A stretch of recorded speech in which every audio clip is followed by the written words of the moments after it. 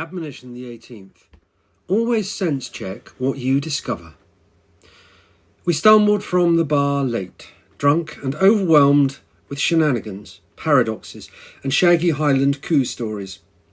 An indeterminate length of time later, during which we wavered up the stairs, across the narrow landing, avoiding one step up and two down, fumbled with keys to the door, swore several times, managed to unlock the door, stumbled into our big blue room, fell into our bed intending to sleep, but were too wired with all that we had heard to drift off straight away. What do you think? Well, all that stuff about that end of the glen, something's a bit off there. Yeah, but it sounds like a mixture of neighbours being twats and exaggeration. There was lots of that, no? All that stuff about the eggs. I loved it when Michael said they'd all got the wrong end of the stick, even the journalist and the lady had been collecting kinders from the Fillion Straker. Ha! Did you buy the story about the Macs? You know, that he said he'd introduced them to the press in the UK.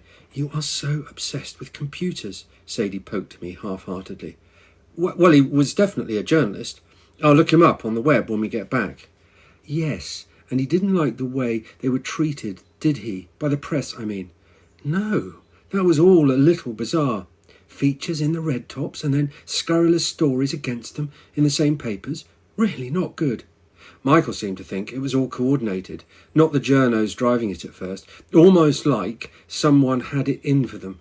Well, the dark-haired girl was saying that the owners, she was on her second marriage and there was some argument over custody with the kids from the first. Oh, yeah. That other bloke, the one from, where did he say? Wetherby? No, Selby. That wasn't it. Osgoodby? No, oh, sod it. Where's the road atlas? I started to rise from the bed, a movement which disrupted Sadie as she reached for her ever-present bottle of water. Charlie, stop! What did he say? Well, it was some story about Count, as if a lord and lady weren't enough. I know, a count. He wasn't Italian, no. He was Eastern European. Romanian! No, that wasn't it. Oh, I don't recall. Anyway, a count was all mixed up in the doings. Doings? Sadie poked me again. Doings?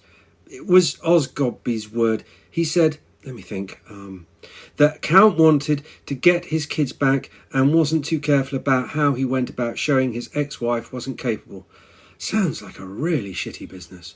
Then that would explain all that bad stuff that happened to them. Ex-spouses can be real trouble, particularly when there's children in the mix. Poor woman. Yeah, poor woman. But then it is all second-hand. Or third-hand. Fourth. Fifth. How much of it do you think was true? I'm not sure. There will be truth in there, but not much. People make stuff up just to tell a good story, and everyone had a few when the more outrageous stuff got told. We had some really good ones, though. Oh, that Batman story. I know.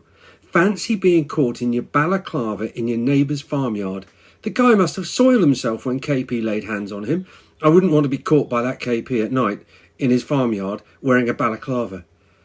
Do you think he had those little horns? Horns? You know, bat horns, like the character. Oh, no idea. Maybe he had a chest guard, all muscly and taut. Oh, just like your six-pack, Charlie. Another poke in the ribs. This one with an ironic intent.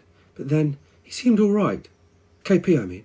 Oh, that he did. Tales of Dark Night notwithstanding. Bought me a pint. Bought a round for him and the other one. Snotty? No, not Snotty. He wasn't up himself. He was all right too. Bogey. He was Bogey. Oh, the talk of Shinty was interesting. No, Charlie. KP said specifically, that's a youngster's game. I bridled. I'm only 33. Still young. Hale. Ow! Sadie had jabbed me in the ribs again. Okay, but imagine hockey without rules, like Bogey said. And kilts. There were no kilts mentioned. Bet you'd like me in a kilt. With your knees? Sadie guffawed, probably because the best way of putting me off playing shinty was to ridicule me in advance. It didn't work, or not precisely. But more of that later.